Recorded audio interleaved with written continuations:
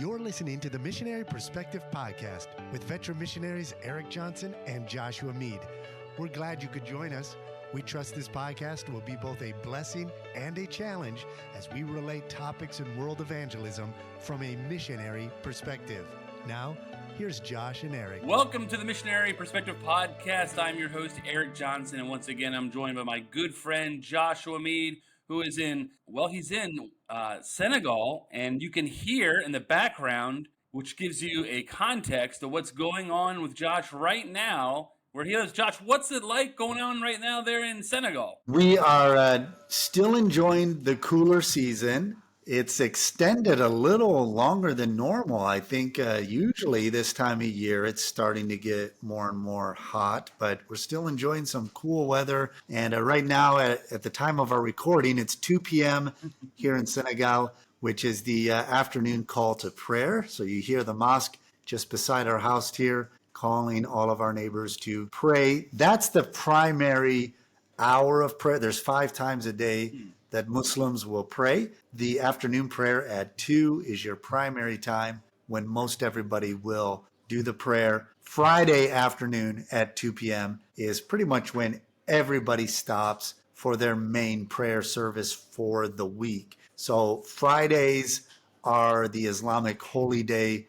Just like in Judaism, you have the Sabbath on Saturday. Christianity, we assemble on Sunday as our big day. And so the weekend, pretty much each of these 3 religions has a day that they pick.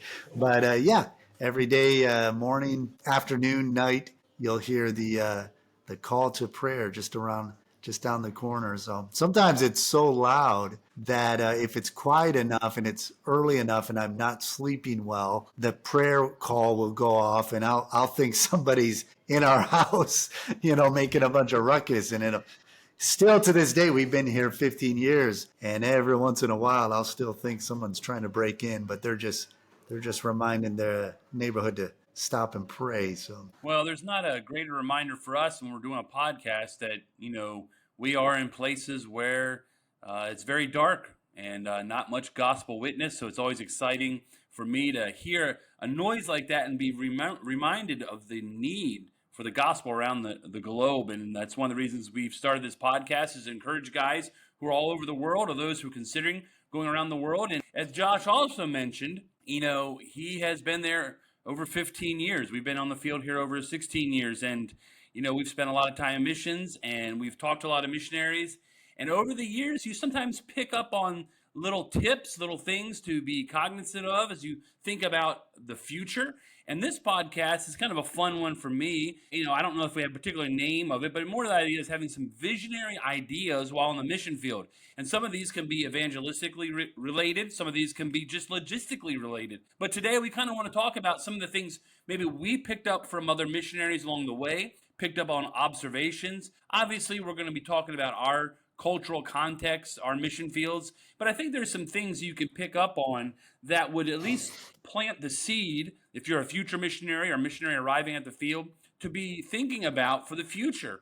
We want to see mission fields flourish. We want to see national works flourish. We want to see established churches flourish and seminaries. And so these are some of the things we've experienced and seen, and we want to share it back and forth. Right, Josh? That's right. And we're really going to hone in on that idea of visionary when it comes to visionary evangelism, visionary church planting. And I think we would do well on the onset, Erik, is really define visionary. I was thinking about this over the past few days as we came up with this topic to discuss on this particular episode.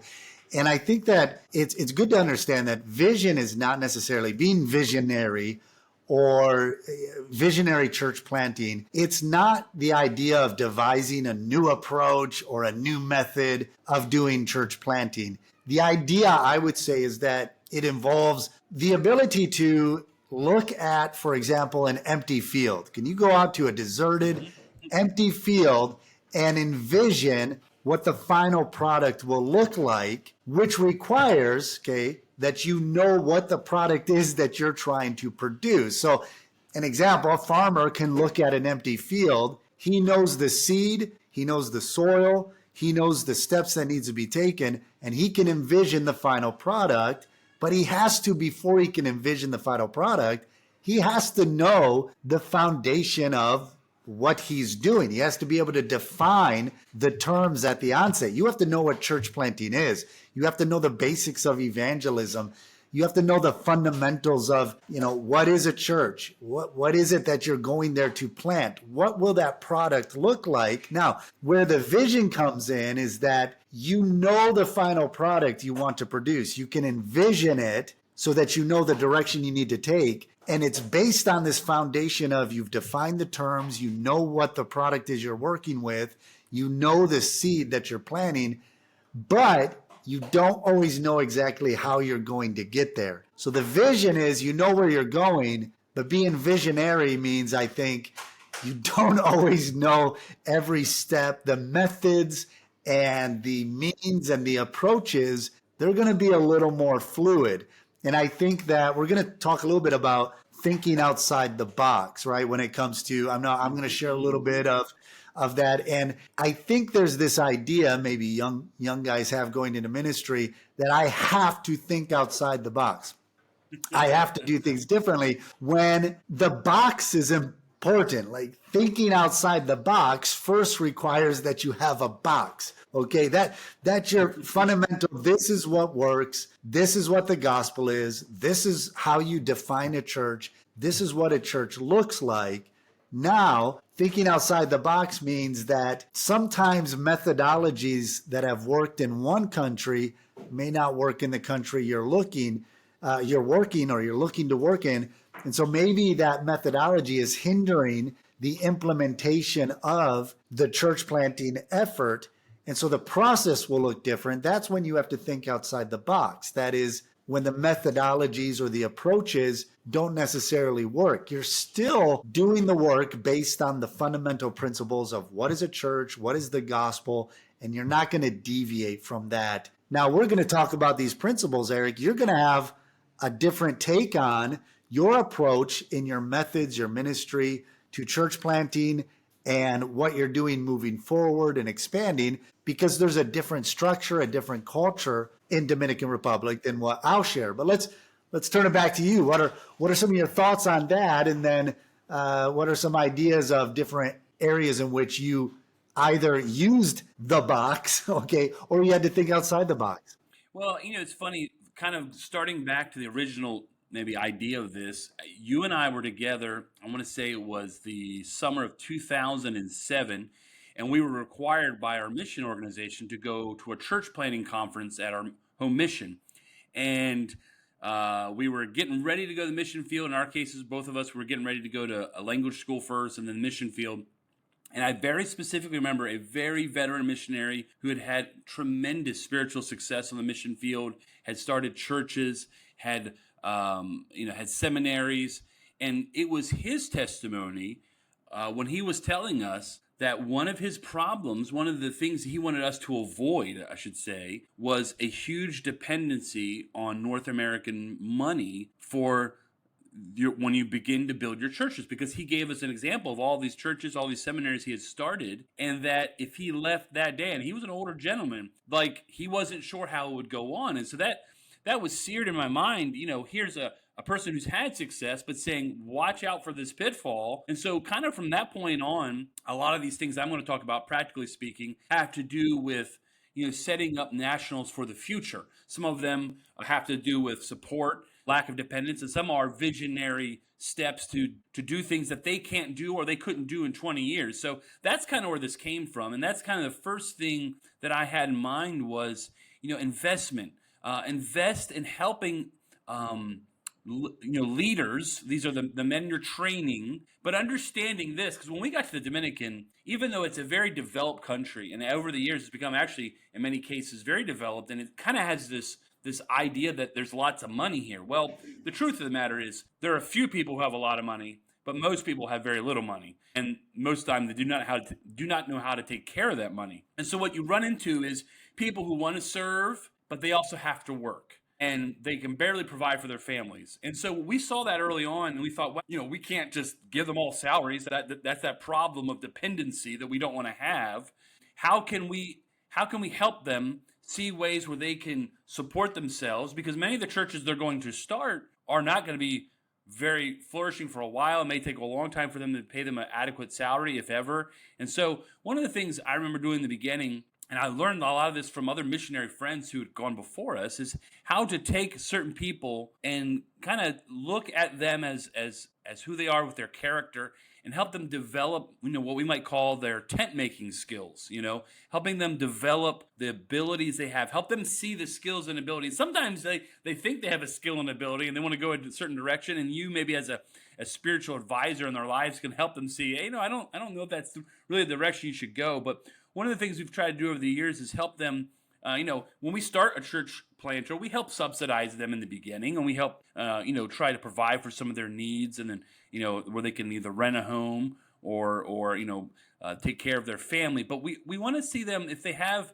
abilities like, with their hands, if they're a carpenter, or if they are able to run a restaurant. We've seen people who've been able to run restaurants, or a teacher. We have a guy who's a music teacher, and he started his own academy for music, trying to help them not only see their talents and abilities, but within our opportunities, help them maybe invest in those, understanding that, okay, maybe you're helping at a one-time situation to buy some tools for a person, or connect people who may have tools for this person. Understanding really you are helping them learn a skill and ability that's going to help, support their family, and ultimately a church to have a church planter. And the reason this may not seem so outside the box, but I will say when we got here, we have a lot of missionaries in the mission field. I don't know of anybody who spent time doing that and understanding that these people need to be able to take care of themselves. We had, in the course of 2 months in 2015, our teammates had to leave the mission field because their little daughter developed a brain tumor. And then 2 months later, a gentleman was doing a mission activity on the North Coast and drowned, saving some missionary kids. And I remember just once again that idea that, life can change quickly, and we may have to leave. And if we've invested our lives in these leaders, we want them to be able to go on. And so one of the outside of the box or visionary things I think early on is, as you're developing them in their spiritual character, help invest in those leaders to have maybe other skills and abilities that will help support them. So that's my first point, Josh. What about you? No, you're absolutely right. I think it's very important that the missionary coming onto the field gets a good grasp of the economic situation of the people that he's engaging in reaching, because there is this temptation when you enter into the field, especially early on, because you are supported by American churches, Canadian churches, and you have a good support base, that you can accomplish a lot, at least surface level, using finances to fund different resources and outreach. And so I would say that sustainability is an important word to really consider as you're looking at launching a ministry, not just sustainability resource-wise, do you have the finances to back up what you're doing, but always take into consideration, that's one thing we always think of and we evaluate before we launch out in a particular ministry. Can this ministry, can it be sustained by not only the resources at the church, and maybe we'll have to continue providing financial resources, so we take that into consideration. I always think in the back of my mind, if we launch out in this ministry, what if we get kicked out of the country next week? Right. Will it, number one, is there the personnel that can continue the ministry? So right away, we need to make sure that we are training men and women to continue this ministry, that we're not the ones who are behind everything. And that means that as you're learning to create a sustainable ministry, you're not just trying to create a ministry that can be financially sustainable, because even if you left the field, essentially there is the possibility of continuing to send support to this particular work that you started, or another missionary has come in, to partner with them. So the financial aspect, it's important to consider that, but is there the personnel, the national partnership? Does the church itself take ownership of this ministry? Is there the personnel, the volunteers to continue that ministry? Because so much, especially in the early days of your outreach and ministry, so much of the effort in the initial phases, it's on you as the missionary family. And because that's your calling, you thrive on that. You love to be in the middle of it, bearing that burden. It's a light burden. It really is. And so it's a calling God has given us. And if we're not careful, we'll run away carrying that burden and never distributing the load of the ministry so that when you leave, it sustains and continues. A lot of times what happens is maybe a missionary has an extremely successful ministry, but he's carrying it all on his shoulders. And when he leaves, it's not that it was a bad ministry. It's just he never taught anybody to bear that load and to carry it with him. And so early on, and I'll share in a minute, Eric, we'll get to some of what we've done in the past, but we're also looking at launching a church plant in the Gambia. And these are some of the early stages of our planning and preparation, is partnering with the local church in Gambia and figuring out, do they have men and women in positions of leadership for the men, as well as are there men and women in the church that will be able to engage in this ministry, volunteer their time, come to be trained and all of that. And so there's a lot to be considered, but you're right. Those things need to be thought through before you launch out and just start either throwing money at things or even before you start doing a ministry yourself. Yeah. And kind of a 1A to this, or the number 2, we're talking about investing in nationals to have skills. One of the things too, I think maybe it's a culture where I know this is true in some cultures where they do not have much money, or they're scraping by to live. Oftentimes you can't have a visionary life. Like, you're literally living week to week, sometimes day to day, as far as providing for your families. I think that is something that as someone who's spent time thinking about these things and how to invest in your life, I think of something later on here in the time I've spent understanding ways to help alleviate the stress of even a church who wants to support their pastor. And so one of the things we've done whenever we purchase properties is we've also built apartments for the pastors. Here the rent has actually gone up quite a bit in the last number of years. And so, if you're able to take, something that might cost someone $300, $400, $500 a month to rent, you have that on the property, have maybe some outside resources help you invest in that for the long term, forever. That helps a church never have to think about that price. And one of the things we've done here recently is invest in solar panels. I don't know how it is in there in Senegal, but here energy costs are very high, especially when they cross a certain threshold. And something that's become very prevalent here is you can save up to $100, $200 a month in investing in that. So there are some initial thoughts and things like that, just outside the box things that if you're able to come alongside and see it as a future investment that will really alleviate a church family and enable a church planter to be able to focus in more on the ministry and not have to work as much even and with some of the skills they have. I think that's a visionary aspect that the Lord gives pastors and missionaries that can help set people up well for the future, where they're not struggling financially. And we know when there are struggles financially, a lot of times there's a cascading effect in a family and a ministry. And so those are some things I've seen. Have you seen anything like that you've thought of as far as implementing there on the mission field? Well, I would say this, just some personal advice for the missionary who would seek to train men and women to either engage in ministry or an outreach, or maybe there's a young man that is initially excited about a ministry, so you invest in.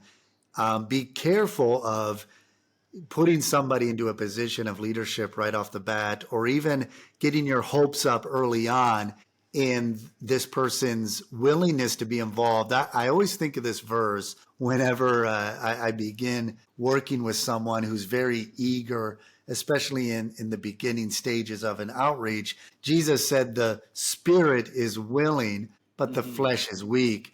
I appreciate Pastor Malik Job. He's the lead pastor of our church here, and he really helps me. I always give people the benefit of the doubt. If somebody comes to me and they're excited and they want to be involved, I'm ready to let them go all in. And Malik does a better job at tempering that. He does a better job at saying, "Hey, Josh, let's prove this young man in a smaller ministry." And I mean, it's all biblical principles. He who is faithful in the little things will be faithful in the big things. And so Malik will really put some of these men that we train into a small series of testing. And it's something as simple as, can you show up 10 minutes before church starts to arrange the chairs or this or that? Just real simple things like that.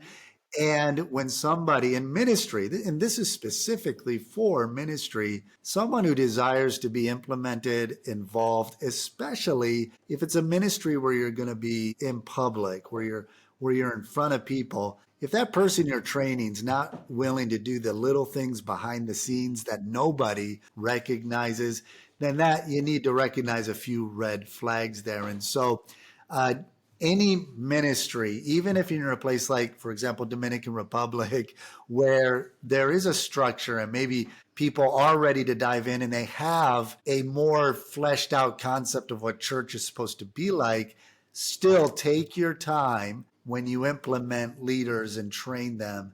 You really want to prove and make sure that they are going to they're in it for the long haul. Otherwise, you put somebody in, they bomb out, and now you've got twice the work because you got to go back and fix all of their unfaithfulness and where they weren't fully engaging in the ministry that was implemented. And then you got to find somebody else to train in whatever that outreach might be. So that would be my advice: is every ministry you want to start, think it out thoroughly. Think about the implications of sustainability, personnel, and then when it comes to personnel, make sure you take your time in training them and putting them into any leadership position. It's a great point. I mean, I think I have skipped past that part, not realizing that's a good caveat. I am reminded of our first young man in our church who felt the call to ministry. And as we went through the training with him, I could see very early on he was a very lazy guy. And I think later on, I realized he basically thought maybe being a pastor is just something where you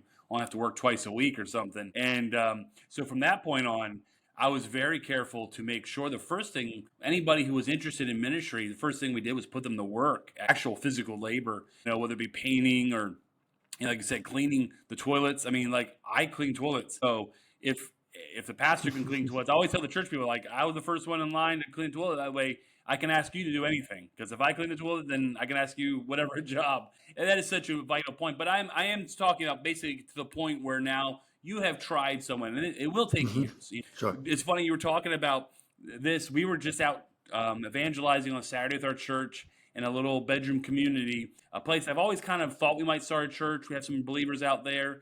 And this young man, who I think is probably the kind of guy who would fit well there, I was kind of just observing him. And as we came home, you could tell he was just very excited about that area. And he said, "Hey, Pastor, so many people came up to me and they're like, when are we going to start a church out here?" And, this last week, without even telling this young man about it, I've been praying about the sequence of events, which would be like a bus route out there and evangelism and a Bible study. And yet, at the same time, if you're a missionary who has planted churches, you can start to get excited and see over the horizon and how there'll be certain checkpoints, but you'll see how God sometimes will start the ball rolling. And that's kind of what we're talking about. After you've done something 1, 2, 3 times, kind of having that same visionary idea. Okay, what worked well in the past and what didn't, and how can we make those adjustments? And so coming to another point here, and this is kind of goes along with this because it's just kind of fresh on my mind. I remember my pastor telling me about a missionary in Africa. I don't want to say his name because he doesn't want this story going out, but he's been there for, I believe, 30, 40 years. And when our church went and visited this missionary in Africa, I think he and my pastor are almost contemporary. So that tells you how, the gentleman's not a young guy. But he was telling our pastor, after he had been there, I guess maybe 20 years, he had planted so many churches that when he came to towns where they didn't have churches, he just started looking for places to buy property, and he would buy property. Obviously, in this area, in this context, I'm sure it wasn't particularly very expensive. But he had this visionary spirit and this confidence in the Lord's calling that he could see exactly where there probably should be a church. And he had the vision and the resources to do that. And it's funny, I always thought that was quite wow.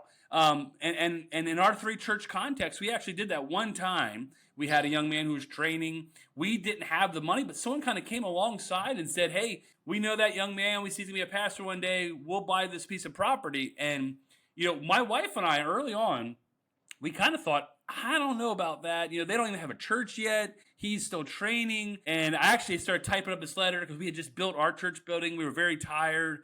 And we were about to send the email, and then we kind of just looked at each other like, "What are we doing?" That's we should go on faith. I'm sure the Lord's going to work this out, and of course He did, and I'm very thankful He did. But that's a visionary thing that maybe doesn't come in the first 5 or even 10 years, but it comes down the line when you are committed to your mission field. Sometimes you, as the missionary pioneer, can see, wow, that's a town that needs it needs a church property. Boy, here's a great opportunity, because I have bad news. Property doesn't go down in value. It only goes up, and it only costs some more. And so that's something we have done. And now, as I'm mentioning, we're thinking about doing it again.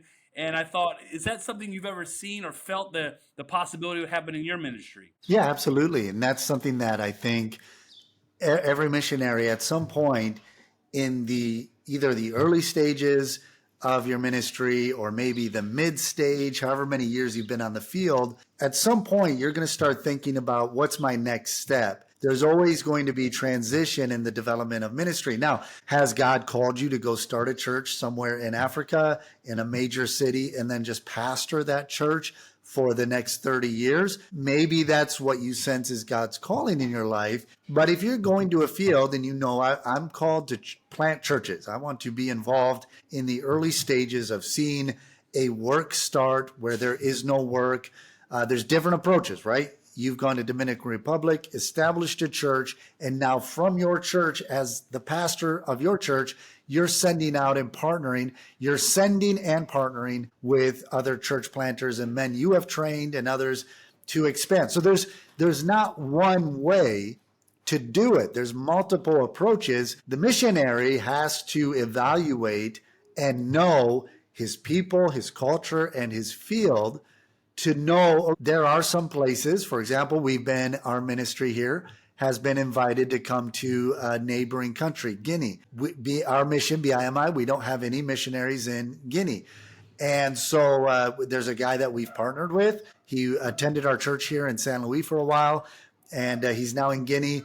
He went to a village where his wife is from, and the village gave him property and said, if you'll come, we'll let you start a church, and we'll give you this property. And I've been so excited to see what the Lord is doing through him. Every day they're going out in the afternoons. They visit about 50 people every night, sharing the gospel, going door to door, hut to hut. As they're sharing the gospel, a church has been established.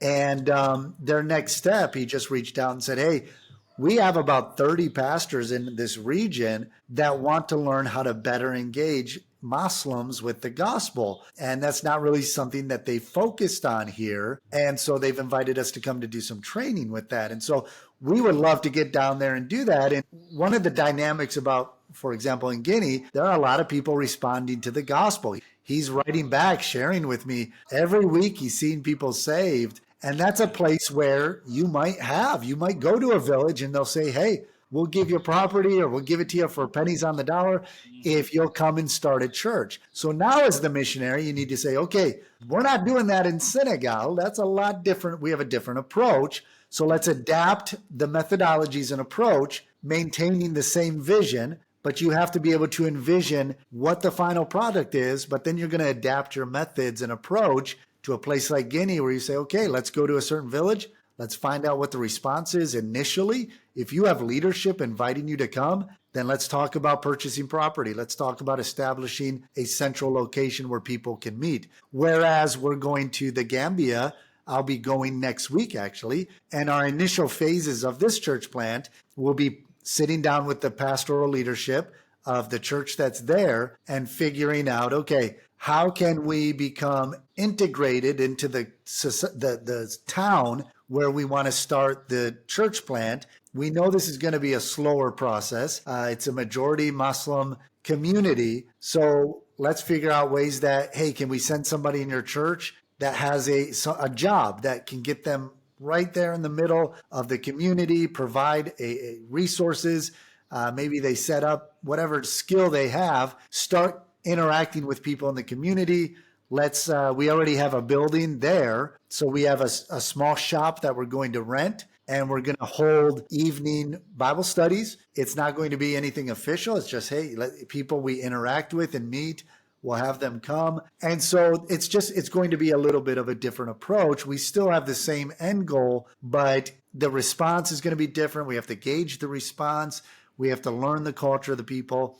And as you do that, then you begin to implement some of these approaches that will be most effective where you are. So for us, we decided, okay, as we make a transition now, this church here is established that we started back in 2016. Do we want to uproot ourselves, move to another location and start from scratch? Well, to us, that just doesn't make sense because the process takes so long for a foreign white guy to come in and see the work start. But can I take what we've done here and instead of moving myself to a new location, can we reproduce what we've done here? Can we scale it, contextualize it to whatever region we're going to partner with an existing church planter, an existing national pastor, or another missionary, and become a partner or a direct church planting ministry. So now I'm not just reproducing myself or trying to go to another location to start from ground zero.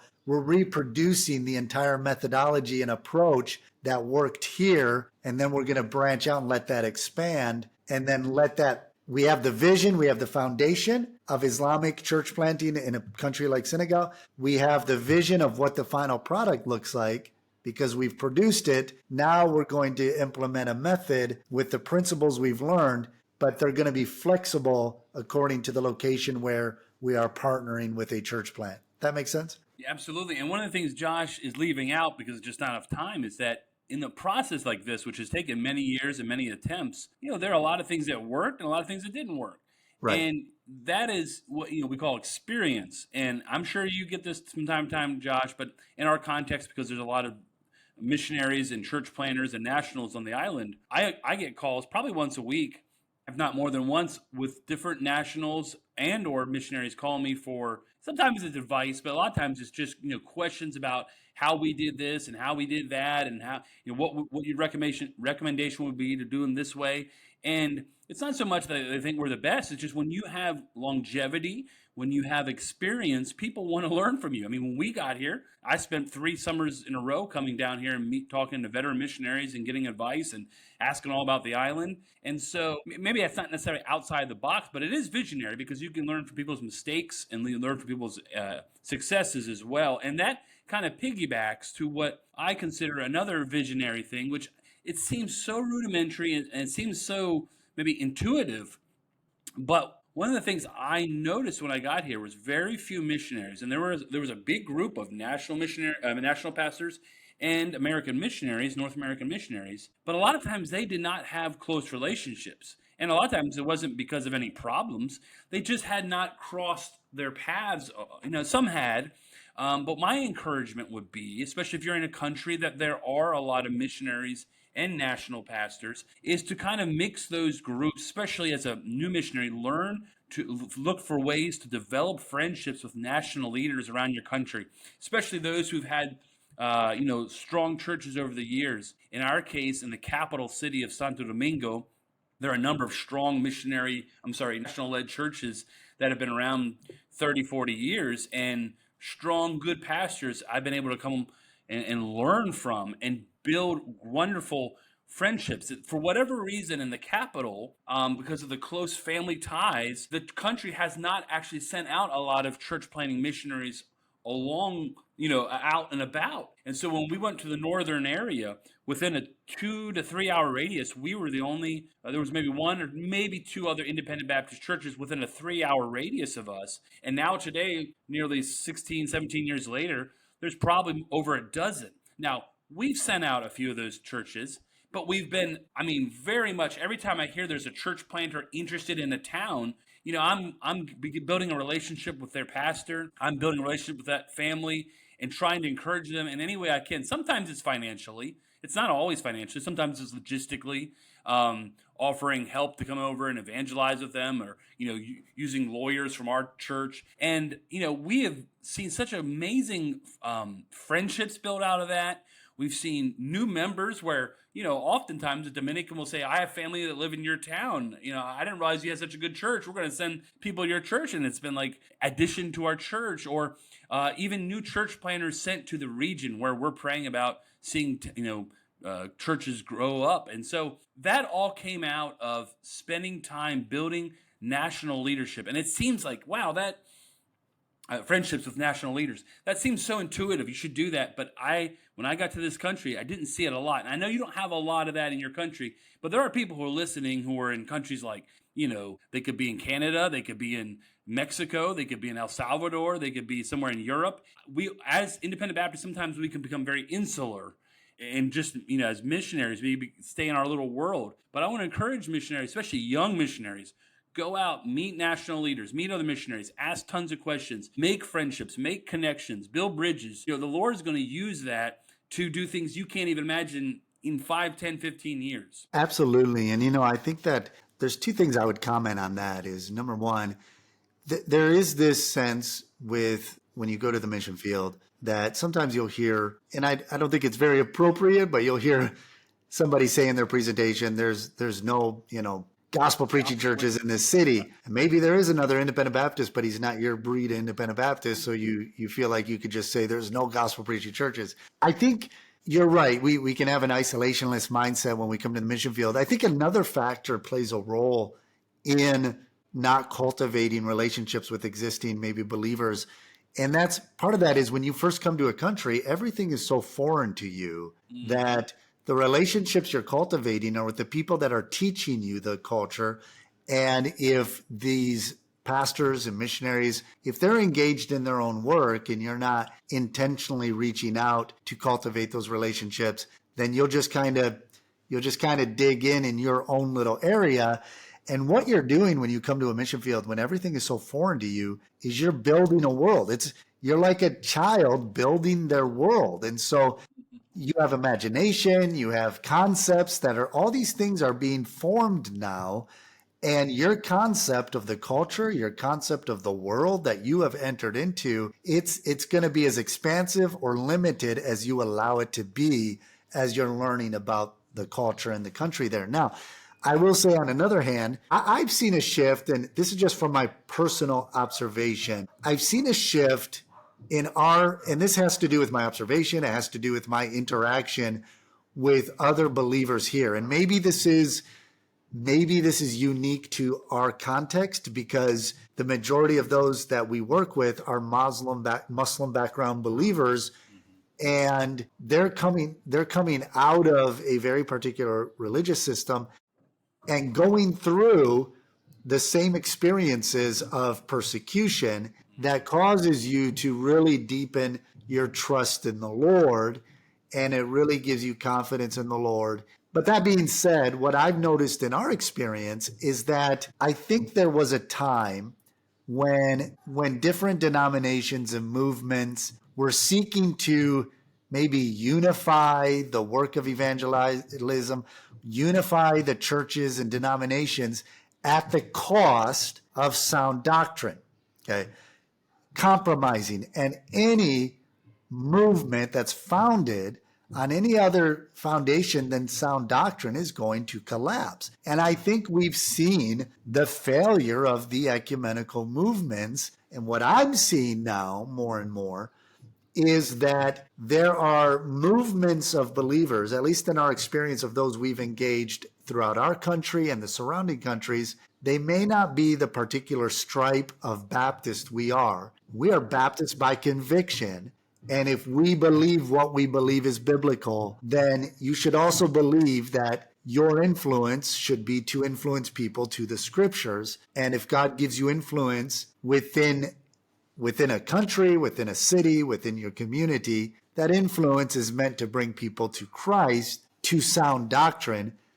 And so what I've noticed is I think that the failure of the ecumenical movement it's left so many people just empty and looking for more, that there is a movement going to scripture saying, well, what does the Bible say? How can we live out biblical truth? And when somebody's seeking truth, we need Phillips who are willing to jump on the chariot, of the Ethiopian eunuch and say, hey, do you understand what you're reading? And most of my experience is those who are sincere, even if they're established Christians, part of a denomination. I'm not saying you connect with other denominations and compromise. But what I'm saying is if you engage somebody who's isolated and they're maybe not part of the same stripe as you, but there's somebody who says, man, I'm seeing some weaknesses in the way we do things, and I'm seeing God is doing something in your work. What are you doing? Then you ought to be willing to cultivate a relationship where you tell them, hey, here's what the scripture says, here's what we're doing, and learn to develop the relationships Eric is talking about based on scriptures, never compromising, but recognize those who are close. Obviously, you're Baptist, you maintain your Baptist distinctives and your Baptist conviction, but learn to recognize that God is at work in some incredible ways. And our job is to bring people to Christ and to help people grow on sound doctrine. And so the missionary, I think today, depending on the context of where you are, maybe in a place like where you're at, where we are, you don't have to, for example, call out radical groups like the charismatics as much because they're not here as much. So that's not really something that we have to engage in, but you're going to engage maybe with conversing with people who have been influenced from different denominations, but because of the persecution they've gone through, they need community, and the community must be founded on faith in Christ and biblical sound doctrine. And so as a missionary, cultivate those relationships, but never compromise doctrine. Always stand on what you are. I always think back of Adoniram Judson, right? He was on his way to India. He knew he was going to engage, I think it was William Carey, and he was a Congregationalist who believed in infant baptism. He wanted to defend his position when he met up with Carey, ended up becoming a Baptist because he realized, oh, my position isn't biblical. And he took a biblical position by the time he arrived. And so if you have truth, stand on that truth and build relationships on the conviction of truth. Yeah, I'm thinking of one particular friend of mine who came, he's a believer. He came to our church for a time with his family. They'd come from a different town where they'd gone to, it was a Reformed Baptist church. And so for a time, he really enjoyed his time in our church and they grew. But over time, there were some differences we weren't going to compromise on. And I'm thankful he actually found another church in town to worship at where he feels comfortable. And yet our relationship has stayed over the years, a good relationship. We actually serve in a different capacity. I'm a baseball chaplain. He's a chaplain. And, we can still have a tremendous friendship. Well, this gentleman is very influential in our town, has a very good name. His family has a good name. And I'm very glad to say we are friends. And that opens doors. And I'm able to, make connections with people. And they've sent people to our church, even though they don't congregate there. And I think in the past, maybe we would have different kind of spirits in our group. And I think we've learned maybe to mature. At least hopefully we have. All right, well, my last one, and this is a real simple one. You can finish up with one, and this is kind of more about when we talked about finances, but this one I see is something that the reason I say it's outside of the box is I've heard from other missionaries, I've heard examples, no examples, and I've heard through directors. One of the key reasons missionaries leave the field or unable to do things in the future is because of the mountain of debt they have arrived in their lives. And so my encouragement is to stay out of debt or stay away from it as much as possible. I do understand there are instances with homes, or maybe there are seasons of life where you have to have debt for maybe your education or your children's education. That's a debate for a different podcast with Dave Ramsey. That's not my debate. But my heartfelt advice as far as being a visionary and having some of these plans, you're going to have to be away from debt as much as possible. Every time we've had a construction project, in our case, in our context, if we've run out of money, we've paused and we've waited for the Lord to provide. Same with purchasing of vehicles. We never purchase vehicles with debt. Like I said, you can have debates about these other things, but I'm talking about the idea that anything you may leave as a problem for your own family or for other church planners. I know it sounds crazy. Oh, it doesn't sound outside the box. Well, the reason I say outside the box or visionary is that many people don't follow this pattern, and it gets them into a lot of problems. Having the foresight to look ahead and having, planning, but most of all, having patience. You can have a plan, But if you're not ready to execute that plan properly with the right principles, then don't do it. There's a missionary friend of mine about 30 minutes away, and he's picked up the pieces of a missionary that left about 7 years ago. And when they purchased their church property, he purchased it incorrectly, never got the title fixed. And after 25 years, they're about to get that resolved. That was poor planning. Someone did the wrong thing there. And now finally, this one missionary has had to work on it for almost a decade, trying to fix this other person's problem. And, a lot of that had to do with debt. A lot of that had to do with doing the wrong steps, and that's what we're trying to talk, encouraging, having seen sometimes bad examples, or maybe even ourselves making mistakes. We want to help others, not go down that same path, or see ahead of time. This is how I can look ahead and make plans. And one key area into having a peaceful time as you make visionary plans is staying out of debt. What about you, Josh, to finish this up? No, I can't agree anymore with that. You just really have to learn to manage your resources appropriately. And it begins with your personal resources. You learn to manage your own personal resources. If you are considering missions and you have a considerable amount of debt, then that needs to be taken care of before you launch out. When you're on the field, the Lord, I always look at it this way. Before entering into a big project, like you said, if this is God's leading, God has obligated himself to provide for what he calls you to accomplish. And so if you know God is calling you into this construction project, into this particular area, then God will provide the resources for it. And I would say two things. Don't go into debt, avoid it at all costs. Steward your resources responsibly for the glory of Christ. Just read the Gospels. Jesus makes reference to financial responsibilities over and over for a reason, because financial stewardship is connected to the stewardship of our spiritual lives, because we put value in finances. Money represents that which we value, and you're making exchange with goods and all of that. And so spiritual things are the things we value that maybe you can't monetize, but they have a much deeper and more important value when it comes to life. And I would say if you're venturing out into a ministry, number one, don't go into literal debt, but also if God is leading you into a ministry, he will not lead you into ministry that will cause you to go into spiritual debt as well. If you're constantly stressed out and this burden is more than you can bear, that might be a good indication that maybe God wasn't leading you into this, or you're going too fast. And like Erik said, if you run out of the finances for a project, take a pause. Like, the work of the Lord can wait. He doesn't need you to burn out and go deeper into debt and cause further damage. Take a pause on the project. Or let's say you have all the money you need, but if you're stressed out and losing sleep and you're just like, I don't think I can do this anymore, then take a pause. God doesn't want you to go into spiritual debt to accomplish some physical work, like a building. The work of the Lord is not food and drink and resources. The kingdom of heaven is spiritual, and we're engaging souls with the gospel. You could go to a mission field with just the clothes on your back, and if it's God's calling, he'll take care of your needs.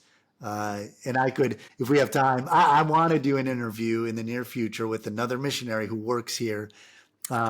They came basically like that. They came with just the clothes on their back, fresh out of high school. And he speaks 4 or 5 different languages. He's the smartest, the most brilliant missionary I have met when it comes to just his knowledge of not only of the Bible, but his knowledge of Islam, his knowledge of the hadiths and all that. And just to see their journey over the past 20 years, when they just came basically with the clothes on their back, to see how God has used them. And they don't have they barely, he just now told me the other day, he called me and said, yeah, we finally were able to get a vehicle. After 20 years, they never had the money to even purchase a vehicle. And this is the first time they've lived since they moved to our city about 3 years ago. They said, this is the first house we've lived in that actually had like tile on the floor and have had beds and things. And so they're an incredible family, and the impact they're making still for the Lord is just beyond what you can quantify. And yet they haven't had tons of resources that they've invested. So I think that, yeah, when you're coming into it, just understand whatever whatever your financial, level is, the finances does not determine the success of your ministry. So don't go into debt to try to prove that you're doing something for the Lord, and then just pace yourself spiritually. Don't extend beyond what God is leading you to do and burn yourself out.